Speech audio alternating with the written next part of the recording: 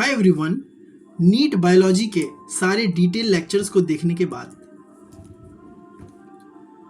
100+ mock test देने के बाद एंड सारे डीपीपीज को सॉल्व करने के बाद मैं 100% सक्षम हूँ आप सभी को ये बताने के लिए कि आपको अपने बायोलॉजी को कैसे तैयार करना है नीट 2026 के लिए। आगे बढ़ने से पहले मैं एक चीज़ आपको बता दूं कि ये सारी चीज़ें आपको एम सर ने पहले ही बता दिया होगा, क्योंकि मैंने भी ये सारी चीज़ें एम सर से ही सीखी हैं।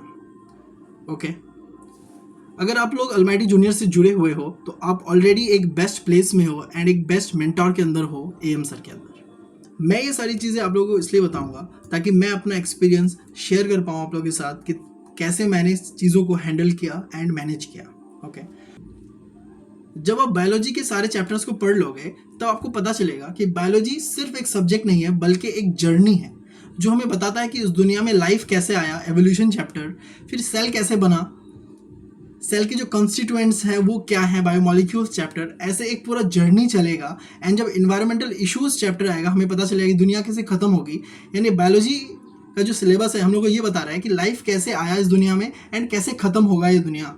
इन्वायरमेंटल इश्यूज वाले चैप्टर में बिल्कुल एक जर्नी है, बहुत ही ज़्यादा ब्यूटीफुल और इंटरेस्टिंग सब्जेक्ट है ये। ओके, जिसको पढ़ने में आई एम श्योर आप लोग बहुत ही ज़्यादा एंजॉय करते होंगे।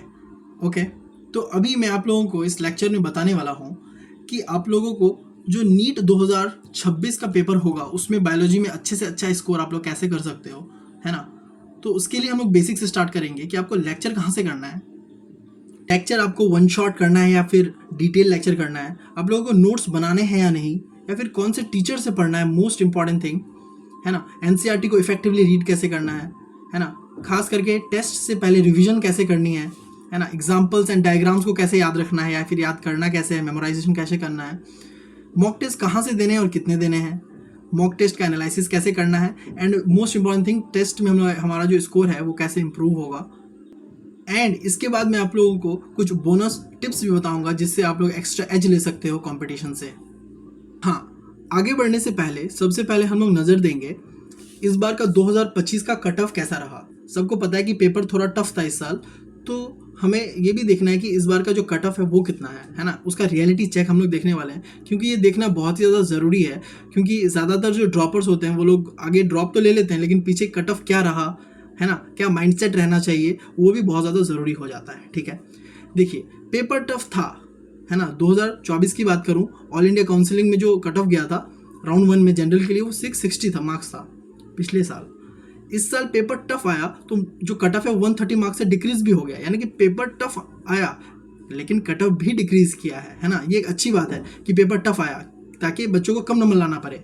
ठीक है, लेकिन इस साल क्या प्रॉब्लम हो गई कि बच्चों को हमेशा कट ऑफ माइंड में ये था, जब कोई भी स्टूडेंट बैठ के एग्जाम दे रहा था इस साल उसके माइंड में कट ऑफ ये चल रहा था कि इतने मार्क्स तक तो आना है। ठीक है, और पेपर आ गया हमारा टफ। ओके, तो जब वो लोग अटेम्प्ट कर रहे थे तो इतना वो लोग अटेम्प्ट भी नहीं कर पा रहे थे, इसीलिए वो लोग पैनिक हो गए एंड जो है सिली मिस्टेक्स कर दिया उन्होंने। ठीक है, लेकिन अब हमें क्लैरिफाइड है कि पेपर अगर टफ आया तो कट ऑफ ऐसा रहेगा, ईजी आया तो कुछ ऐसा रहेगा। ठीक है, लेकिन अगर मैं नेक्स्ट ईयर की बात करूँ तो कट ऑफ इसके आसपास ही रहेगा। ठीक है, ड्रेस्टिकली इतना इजी पेपर नहीं आ जाएगा। ओके, कट ऑफ दिखाने का जो मेन इंटेंशन है वो ये है कि अगर किसी भी स्टूडेंट को ये लग रहा है कि उससे नहीं होगा तो मैं उसे ये कट ऑफ दिखा के बोलना चाहता हूँ कि भाई तुम 534 ला सकते हो, है ना। अगर तुम जनरल कैटेगरी से हो तुमसे हो सकता है। एनटीए भाई साहब ने इस साल यही अच्छा किया है कि पेपर टफ बना के कट ऑफ कम हुआ है और तुम ला सकते हो, ये दिखाना चाह रहा हूँ। पिछले साल तो बच्चे बिलीव भी नहीं कर पा रहे थे कि वो 660 ला सकते हैं, लेकिन इस बार बिलीव तो कर सकते हो ना कि 534 ला सकते हो। और इसीलिए बायोलॉजी में अच्छा नंबर लाना बहुत ज़्यादा इंपॉर्टेंट हो जाता है, क्योंकि हमारा बायोलॉजी 360 मार्क्स को कवर करता है ना। अगर आप 330 तक ले आते हो तो एक बहुत अच्छा स्कोर हो जाएगा आपके नीट 2026 के लिए, वो चीज़ है। ओके, एंड हाँ ऑफकोर्स आप 360 मार्क्स ला सकते हो, है ना, लेकिन ये डिपेंड करेगा कि आप कितने अच्छे से अपने मॉक टेस्ट को एनालाइज करते हो, है ना, उस पर डिपेंड करेगा। ठीक है, एंड उसके बारे में हम लोग अभी आगे डिस्कस करने वाले हैं। ठीक है, हाँ तो चलिए स्टार्ट करते हैं और देखते हैं कि हम हमारे बायोलॉजी सब्जेक्ट को कितने शानदार तरीके से तैयार कर सकते हैं। ओके, हाँ तो सबसे पहले बेसिक चीज़ देखते हैं कि हम लेक्चर्स कौन से फॉलो करें, डिटेल्ड या फिर वन शॉट। ठीक है, तो अगर आप एक ड्रॉपर हो तो आपको वन शॉट ही फॉलो करना पड़ेगा, and one shot are more than sufficient, ठीक है। बस कुछ चैप्टर्स होते हैं जिसमें डिटेल जाना पड़ता है, जैसे कि जेनेटिक्स के 2 चैप्टर हैं, या फोटोसिंथेसिस या रेस्पिरेशन है, उन चैप्टर्स में जाना पड़ता है, या फिर कोई एक ऐसा चैप्टर जो आपको पर्सनली थोड़ा सा डिफिकल्ट लगे, उसमें आपको डिटेल लेक्चर की तरफ जाना पड़ेगा। ऐसे वन शॉट आप सारे चैप्टर्स के पढ़ सकते हो बिल्कुल, ठीक है। तो जब भी आप लेक्चर करो, ठीक है, तो आपको नोट्स ना उसी समय बनाने हैं, during the lecture he notes बनाने हैं। जब आप लेक्चर को देख रहे हो, ठीक है, उसी समय आपको नोट्स बनाने हैं। ऐसा नहीं करना कि आपने 2 घंटे का लेक्चर देखा, ठीक है, और उसके बाद बैठ के आप नोट्स बना रहे हो, वो बिल्कुल टोटली रॉन्ग है, ठीक है। आपको during the lecture he notes बनाने हैं, ताकि जो आप देखो समझो उसको आप लिखो, तो आपका जो रिटेंशन है ना वो ज़्यादा हो, ठीक है। तो 2 चीज़ हम लोग क्लैरिफाई हो गया कि हमें कौन सा लेक्चर करना है, तो हमें वन शॉट करना है, ठीक है। और जो नोट्स बनाने हैं बहुत इंपॉर्टेंट है, नोट्स बनाने ही हैं, वो आपको ड्यूरिंग द लेक्चर बनाने हैं, ठीक है। हाँ, नेक्स्ट कि आप टीचर कौन से फॉलो करोगे। बिल्कुल सिंपल सी बात है, आप टीचर वो फॉलो करेंगे जिनसे आपको समझ में आता है ना। जिनसे समझ में नहीं आता उनसे आप पढ़ोगे तो सिर्फ आपके नोट्स बनेंगे, है ना, और कुछ काम नहीं आएगा, राइट। तो आपको वो टीचर से पढ़ना है जहाँ से आपकी फ्रीक्वेंसी मैच हो जिस टीचर के साथ, है ना। अगर मैं कुछ रिकमेंड करूँ अपने तरफ से तो आप रितु रतेवाल मैम से पढ़ सकते हो, है ना। उनसे जब आप पढ़ोगे ना तो आपको क्लास में ही चीज़ें याद होनी स्टार्ट हो जाएंगी। या आकांक्षा मैम है, उनसे आप पढ़ सकते हो। सी पाहुजा मैम है ना, उनसे आप पढ़ सकते हो, ओके। तो वो चीज़ है, मेरे रिकमेंडेशन में आप रितु मैम से पढ़ो, शी इज़ द बेस्ट मेरे हिसाब से, बहुत अच्छा पढ़ाती है मैम, ओके, ठीक है। तो टीचर आपने एक बार चूज़ कर लिया, आप अपने हिसाब से भी चूज़ कर सकते हो, ठीक है। तो हमें अब अभी तक पता चला कि हमें लेक्चर्स वन शॉट करने हैं, नोट्स हमें ड्यूरिंग द लेक्चर बनाने हैं, टीचर हमें अपने हिसाब से चूज़ करने हैं जिनसे हमें समझ में आता है, जिनसे हमारी फ्रीक्वेंसी मैच होती है, ठीक है। अब हमें एनसीईआरटी को अच्छे से रीड करना है, ये हमारा मोस्ट इंपॉर्टेंट एसेट है हमारे प्रिपरेशन में, एनसीईआरटी। क्योंकि हमारा जो पेपर बनेगा ना, सबको पता है एनसीईआरटी से बनता है, एनसीईआरटी को लाइन को उठा के पेपर बनाया जाता है, ठीक है। तो हमें एक एक लाइन को पढ़ना है जो हम स्टार्टिंग उस चैप्टर को पढ़ रहे हैं। For example the living world पढ़ रहे हैं, हमने लेक्चर देखा, 5 घंटे का लेक्चर है, 2 घंटा हमने देखा, है ना, नोट्स बना लिए, हमने नोट्स को एक बार देख लिया। उसके बाद हम एनसीईआरटी को अच्छे से एक एक लाइन को हम लोग रीड करेंगे। यही तरीका होता है स्टार्टिंग में किसी भी चैप्टर को रीड करने का, ठीक है। तो यहाँ तक हमारा बिल्कुल जो है पॉइंट क्लैरिफाइड है, ओके। आगे बढ़ते हैं। Now question practice, the most important thing in the preparation, okay. जब आप क्वेश्चन प्रैक्टिस करोगे तो आपको ध्यान रखना है कि आप हमेशा OMR के साथ ही क्वेश्चन प्रैक्टिस करोगे। चाहे आप 50 क्वेश्चन प्रैक्टिस कर रहे हो एट अ टाइम, आप OMR में उसको फिल करोगे, ठीक है। एंड टाइम बाउंड्रीज के साथ, ठीक है। कितना टाइम देना है मैं वो बता रहा हूँ, ओके। एक चीज़ का और ध्यान रखना है कि जब आप क्वेश्चन प्रैक्टिस करो तो एक चैप्टर कंप्लीट होने के बाद कम से कम 200 क्वेश्चंस कंप्लीट होने चाहिए प्रैक्टिस किए हुए उस चैप्टर के, 200। अगर 32 चैप्टर्स हैं तो हर चैप्टर के 200 क्वेश्चंस आप प्रैक्टिस करोगे जब आप सिलेबस को कवर कर रहे हो बायोलॉजी का, ओके। अब कहाँ से करना है ये 200 क्वेश्चंस? ये 200 क्वेश्चंस आप किसी भी बुक से कर सकते हो जो बुक आपके पास अवेलेबल है, अगर उसमें एनसीईआरटी बेस्ड क्वेश्चंस हैं, ठीक है। जैसे आपके पास अगर MTG है जो फिंगर टिप्स आता है एनसीईआरटी वाला, वो आप सॉल्व करोगे, आपके पास है। एनसीईआरटी पंच है वो सॉल्व करो, यकीन के मॉड्यूल्स हैं, आकाश एलन के मॉड्यूल्स हैं वो सॉल्व करो। ये एनसीईआरटी वर्ड टू वर्ड है, एनसीईआरटी लाइन टू लाइन है ना, लाइन बाय लाइन है। मास्टर दी एनसीईआरटी है, नीट प्रेप का सब्सक्रिप्शन है ना, उसका आप यूज़ करो। कोई भी एक सोर्स आप उठाओ एंड 200 क्वेश्चन प्रैक्टिस कर लो एक चैप्टर के, बस। अभी आपको वहाँ तक रुक जाना है क्योंकि आपको अभी सिलेबस कंप्लीट करना है एंड फिजिक्स केमिस्ट्री में भी ध्यान देना है। इसीलिए ऐसे क्वेश्चन तो आप हज़ारों प्रैक्टिस कर सकते हो, अभी आपको 200 ही प्रैक्टिस करना है जब तक आपका सिलेबस कंप्लीट होता है, ठीक है। सोर्सेज मैंने बता दिए, कोई भी एक अवेलेबल सोर्स जो एनसीईआरटी बेस्ड हो, ठीक है। उसके साथ साथ आपको लास्ट 10 ईयर्स के PYQs को करना है। ये द मोस्ट इंपॉर्टेंट थिंग है आपके प्रिपरेशन में, PYQs। जब आप PYQ सॉल्व करोगे किसी चैप्टर के तब आपको पता लगेगा कि ये पूरे चैप्टर में कौन सा पार्ट सबसे ज़्यादा इंपॉर्टेंट है, ठीक है, ओके। तो आप क्वेश्चन प्रैक्टिस 200 करोगे, ये PYQs को छोड़ के बता रहा हूँ, किसी भी सोर्स से करोगे एंड उसके बाद आप PYQs भी सॉल्व करोगे 10 ईयर्स के, जब तक आपका सिलेबस कंप्लीट नहीं होता। एक बार आपका जब सिलेबस कंप्लीट हो जाएगा उसके बाद आप पूरे 38 ईयर्स के PYQs को सॉल्व कर लोगे सिलेबस कंप्लीट होने के बाद। जब तक सिलेबस कंप्लीट कर रहे हो आप तब तक आप सिर्फ लास्ट 10 ईयर्स के PYQs को सॉल्व करोगे एंड 200 क्वेश्चन प्रैक्टिस करोगे। This is more than enough जब आप सिलेबस को कवर कर रहे हो, ठीक है। इस चीज़ को ध्यान रखना कि आप OMR के साथ टेस्ट दे रहे हो और टाइम बाउंड्रीज के साथ टेस्ट दे रहे हो, ठीक है।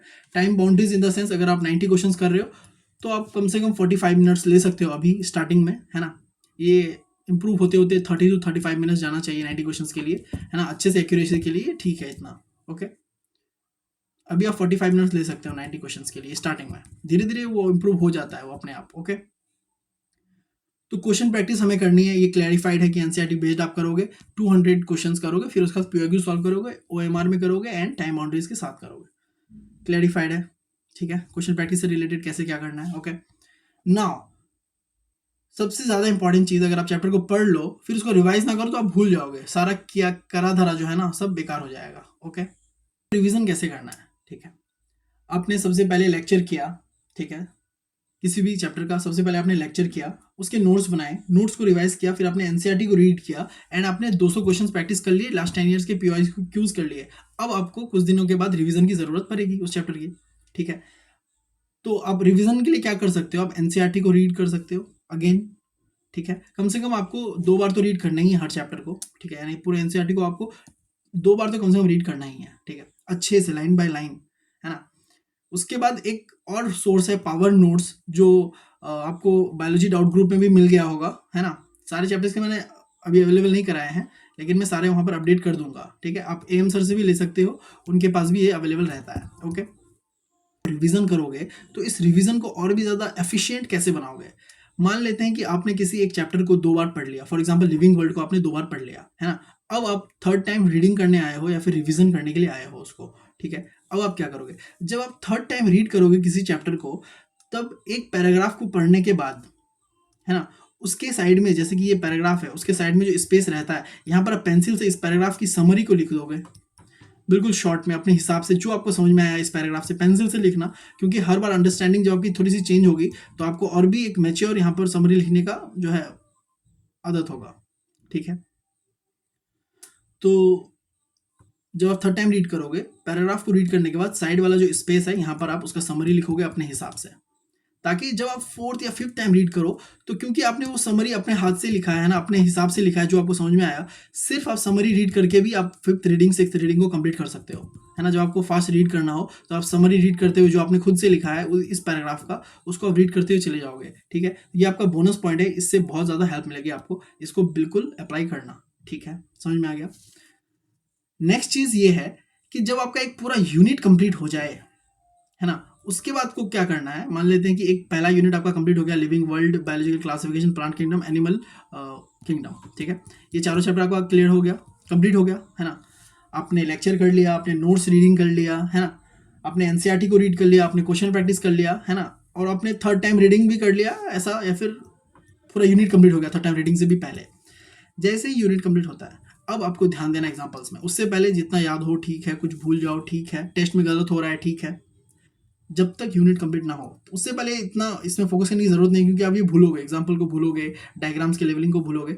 लेकिन जब एक यूनिट कंप्लीट हो जाए, ये एक प्रो टिप है, क्योंकि जब आप एक चैप्टर कंप्लीट करके उसके एग्जाम्पल के पीछे पड़ जाओगे तो फिर नुकसान है।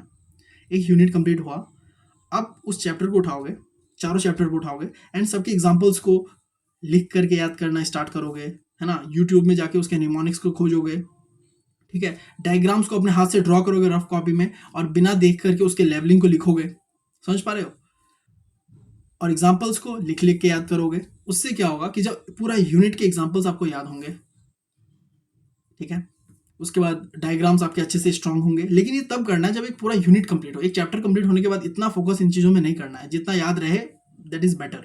लेकिन यूनिट कंप्लीट होने के बाद मेक श्योर करना कि उस यूनिट के सारे एग्जाम्पल्स आपको याद हो, सारे डायग्राम्स आपको याद हो, कि आपको डायग्राम अगर दे दिया जाए तो आप उसका लेवलिंग कर लो। तो ये दोनों बोनस पॉइंट था आपके लिए, एंड आई होप आपको क्लैरिफाइड होगा कि आपको रिवीजन कैसे करना है। रिवीजन के लिए आपको पावर नोट्स का यूज़ करना है। हाँ, पावर नोट्स का मैं थोड़ा सा डिस्क्रिप्शन देता हूँ कि इसमें है क्या। इसमें एनसीईआरटी के हर लाइन को क्वेश्चन फॉर्मेट में लिखा हुआ है। आप क्वेश्चन को पढ़ोगे, उसके सामने आंसर लिखा हुआ है, तो उससे क्या होगा कि जब आप क्वेश्चन को पढ़ोगे एंड आंसर को पढ़ोगे, और दोनों चीज़ ही एनसीईआरटी से ही उठाया गया है, एनसीईआरटी की लाइन को यहाँ पर लिखा गया है, तो बार बार आपको सामने एनसीईआरटी आएगा, और 15 से 20 मिनट में आप सारे चैप्टर को पढ़ पाओगे इस पावर नोट्स का यूज़ करके, ठीक है। एक बार आप यूज़ करके देखना, आपको अच्छा लगे तो दैट इज़ बेटर, अच्छा ना लगे तो आपको ये वाला चीज़ यूज़ करना है कि आपने जो मैंने बताया कि आपको यहाँ पर समरी लिखना है। समझ में आ गया, राइट? ओके। एंड जैसे यूनिट कंप्लीट होगा, आपको एग्जाम्पल्स याद करने हैं एंड डायग्राम्स भी याद करने हैं। तो यहाँ तक क्लैरिफाइड है। अभी तक मैंने आपको बताया कि आपको लेक्चर कैसे करना है ना, बिल्कुल फोकस से करना है, नोट्स अच्छे से लिखने हैं, एनसीईआरटी को रीड करना है कम से कम 2 बार, है ना। उसके बाद जब थर्ड टाइम रीड करोगे तो आपको ऐसा करना है, उसके बाद यूनिट कंप्लीट होने के बाद ऐसा करना है, एंड क्वेश्चंस आपको प्रैक्टिस करने हैं एनसीईआरटी बेस्ड। यहाँ तक क्लैरिफाइड होगा, ओके। हाँ, अब हम आगे चलते हैं। जो नेक्स्ट पॉइंट है हमारा वो है मॉक टेस्ट, जो कि बहुत ही ज़्यादा इंपॉर्टेंट है प्रिपरेशन में।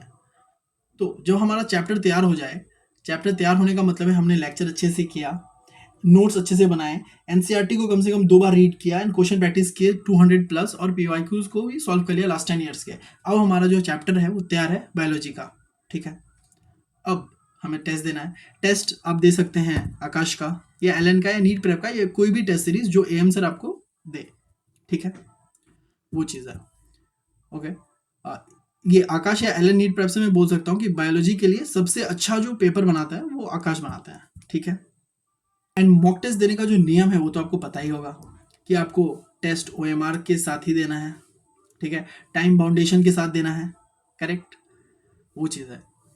तो आपने टेस्ट दे दिया, आपने अच्छे से चैप्टर को तैयार किया, आपने टेस्ट दे दिया। जो मोस्ट इंपॉर्टेंट थिंग है ना वो टेस्ट देने के बाद ही होता है, ठीक है, वो है टेस्ट का एनालिसिस। अब एनालिसिस आप कैसे करोगे, मैं सिर्फ बायोलॉजी की बात कर रहा हूँ, ठीक है। सबसे पहले बात, अगर आप अपना पेपर खुद से चेक कर रहे हो तो आप ऑनेस्टी के साथ चेक करो, नहीं तो कोई मतलब नहीं है चैप्टर तैयार करने का, टेस्ट देने का। जब आप चेक कर रहे हो ऑनेस्टी के साथ चेक करो, जितने गलत हुए हैं गलत हुए, छोड़े आपने, अनअटेम्प्ट है अनअटेम्प्ट है ना, उसको आप ऑनेस्टी के साथ चेक करो, ठीक है। आपने चेक कर लिया, आपको पता चल गया कि कुछ क्वेश्चन इनकरेक्ट है, कुछ अनअटेम्प्टेड है, बाकी कुछ करेक्ट है, ठीक है। तो जो क्वेश्चन इनकरेक्ट है और अनअटेम्प्टेड है ना, कुछ नहीं करना, बहुत ही सिंपल सा चीज़ है एनालिसिस के लिए। आपको कुछ नहीं करना, आपको एनसीईआरटी ओपन करना है, उस इनकरेक्ट क्वेश्चंस को खोजना है यहाँ पर, मतलब जो आपने गलत किया उस क्वेश्चन को खोजना है एनसीईआरटी में कि कहाँ का है, कौन से पैराग्राफ का है, ठीक है। या जो अनअटेम्प्ट रह गया उसको अपना डायरेक्ट फाइंड करना है आपको एनसीईआरटी में जाके, कुछ नहीं करना, कोई नोट्स ओपन नहीं करना, कुछ गूगल नहीं, उसका आंसर भी नहीं ढूंढना, कुछ नहीं करना। क्वेश्चन है कहाँ से आया एनसीईआरटी में, वहाँ पर जाना है आपको। अगर आपने चैप्टर को तैयार कर लिया तो ऑब्वियसली आप उसको ढूंढ लोगे कि एनसीईआरटी में वो कहाँ पर है, ठीक है। आप रेड पेन से वहाँ पर उस पैराग्राफ को मार्क कर दोगे, बिल्कुल ऐसे, समझ में आ गया, रेड पेन से। एंड रेड पेन आपका इंडिकेट करेगा जब भी आप रीड करोगे कि टेस्ट में आपने यहाँ से मिस्टेक किया था या फिर करेक्ट गलत किया था, अनअटेम्प्ट था, ठीक है। इनकरेक्ट हुआ, अनअटेम्प्ट हुआ, एनसीईआरटी में जाके खोजो, समझ में आ गया। तो जब आप ऐसा करोगे तो आप आंसर को खुद खोजोगे यहाँ पर एनसीईआरटी में, रिटेंशन जो है ना आपका वो ज़्यादा होगा, एंड जो आपका गलत है उसको आपने वहाँ पर मार्क भी कर दिया, है ना। यहाँ पर आपका ऑलमोस्ट जो है एनालिसिस है उस क्वेश्चंस के लिए कंप्लीट हो जाता है, ठीक है। यहाँ पर मैं एक बोनस टिप ये देना चाहता हूँ कि आप एक पतली सी कॉपी रख सकते हैं, है ना। मान लेते हैं कि आपने टेस्ट दिया 90 क्वेश्चंस का, एंड आपने 10 क्वेश्चंस जो है टोटल मिला के अनअटेम्प्ट या फिर इनकरेक्ट हुए आपके 10 क्वेश्चंस, है ना। आप क्या करोगे, वो टेस्ट नंबर 1 के लिए आप उस पतली कॉपी में पॉइंट वाइज वो 10 क्वेश्चन को समराइज करोगे खुद से, नोट्स से देख करके या एनसीईआरटी से देख करके, है ना। वो 10 पॉइंट को आप समराइज करोगे, समझ में आ गया। कोई टॉपिक है तो उस टॉपिक को आप एक्सप्लेन कर दोगे, पॉइंट नंबर 1 देके टॉपिक लिख के उसको एक्सप्लेन कर दोगे। बस वो कॉपी ये दिखाएगा कि आपने टेस्ट में क्या अनअटेम्प्ट किया था या इनकरेक्ट किया था, क्या आपका वीकनेस था। Most important thing test analysis करने का ये होता है, आपको अपना वीकनेस खोजना है। जो अपनी वीकनेस को खोज लोगे, है ना, फिर आप एनसीईआरटी को जब रीड करोगे तो वो जो मार्क किया आपको पता चलेगा ये आपका वीकनेस है। या फिर जब भी आपको कभी कभी होता है पढ़ने का मन नहीं करता तो वो आप कॉपी ओपन करोगे एंड उस कॉपी को रीड करना स्टार्ट कर दोगे, है ना। या वीकली बेसिस में आप उस कॉपी को रीड करोगे। उस कॉपी को रीड करने का मतलब है कि आप अपने वीकनेस को और स्ट्रांग बना रहे हो, और जैसे आप अपने वीकनेस को स्ट्रांग बनाओगे आपका टेस्ट में स्कोर जो है ना इम्प्रूव होना स्टार्ट हो जाएगा, ओके। हाँ, अब आगे बढ़ते हैं।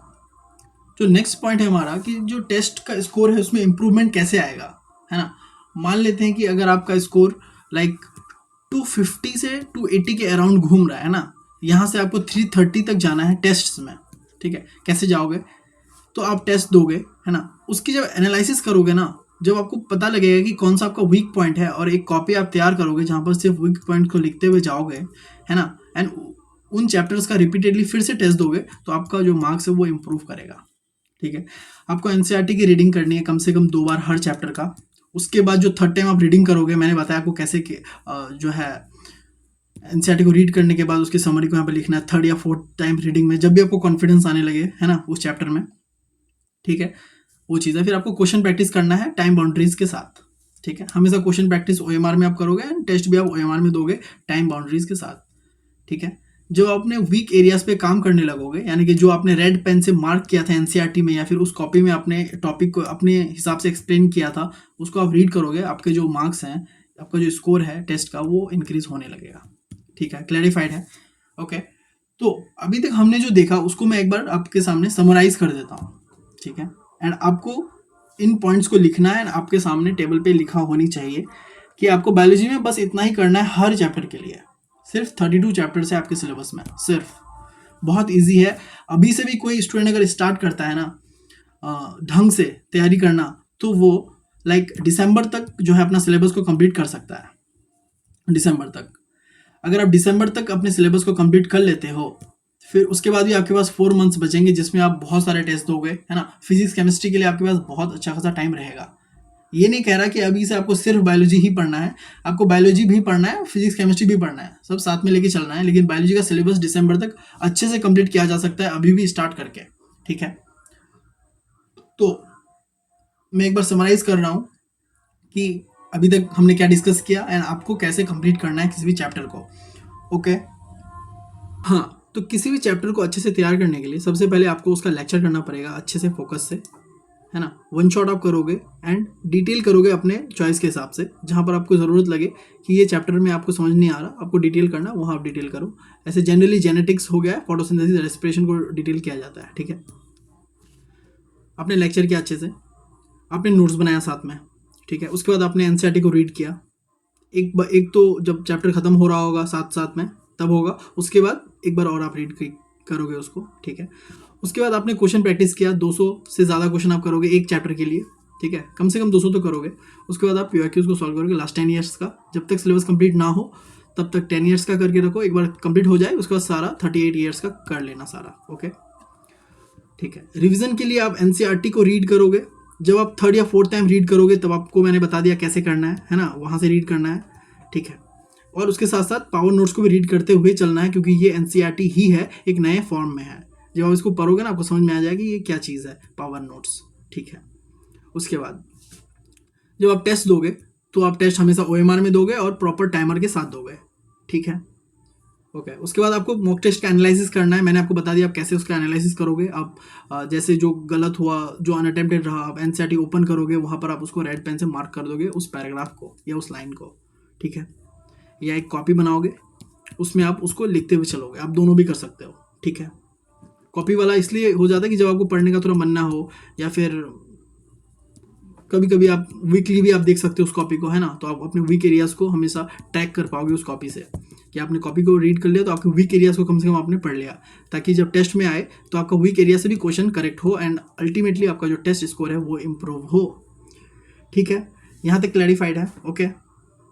एंड जो बोनस टिप है वो ये है कि जब आपको एक टॉपिक को अच्छे से समझ लेते हो, है ना, आपको जब कॉन्फिडेंस आने लगता है कि हाँ ये वाला चैप्टर मुझे अच्छे से आता है, तो अपने किसी दोस्त को वो चैप्टर समझा दो। आप समराइज़ कर दो, 20 मिनट में हो या 1 घंटे में हो, उसको आप समराइज़ कर दो, है ना। उससे क्या होगा कि आपका दोस्त का भी वो वाला कॉन्सेप्ट क्लियर हो जाएगा एंड आपका रिवीजन हो जाएगा। जब आप किसी को एक्सप्लेन करते हो ना, फिर वो टॉपिक आपका बहुत दिनों तक याद रहेगा, यानी कि रिटेंशन बहुत तेज़ हो जाएगा उसका। कोई दोस्त ना मिले तो अपना मोबाइल का रिकॉर्डर ऑन करके आप खुद को ही समझा दो रिकॉर्डिंग में, ऐसा कि आप उस मोबाइल को समझा रहे हो, ठीक है।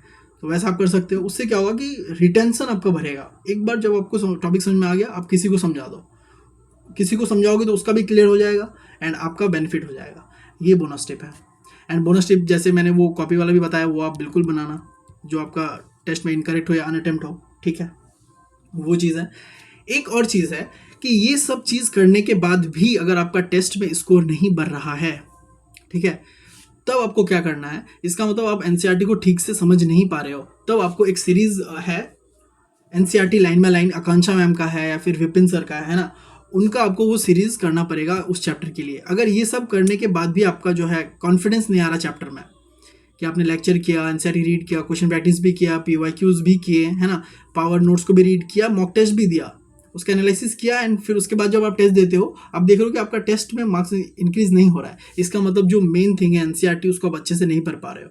आपको उस समय NCERT line by line series जो है विपिन सर का या फिर आकांक्षा मैम का, वो आपको करना पड़ेगा, है ना, वो चीज़ है। एंड आई होप कि आपको यहाँ तक ही सारा कुछ क्लैरिफाइड हो जाए, वहाँ तक जाने की ज़रूरत ना पड़े, ठीक है। वहाँ तक तब जाना पड़ता है जब आपको ठीक से एनसीईआरटी की लैंग्वेज समझ में नहीं आती है ना। वो आप कर सकते हो, मैंने भी 1-2 चैप्टर के लिए किया था जहाँ पर मुझे डाउट लगता था।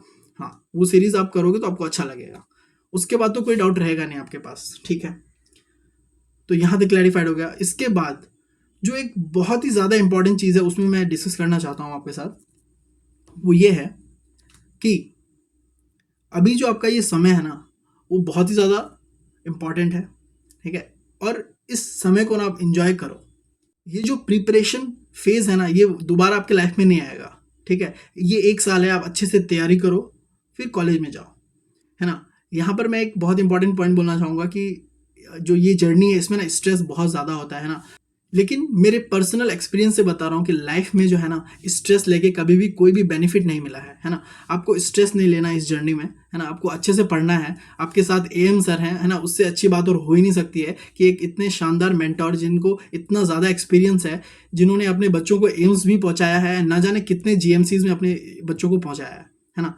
तो वो चीज़ है, आप ऑलरेडी एक बेस्ट जगह में हो, अच्छे से अच्छा आपको गाइडेंस मिल रहा है एम सर के पास, है ना। तो आपको स्ट्रेस लेने की ज़रूरत नहीं है, आप अच्छे से पढ़ो।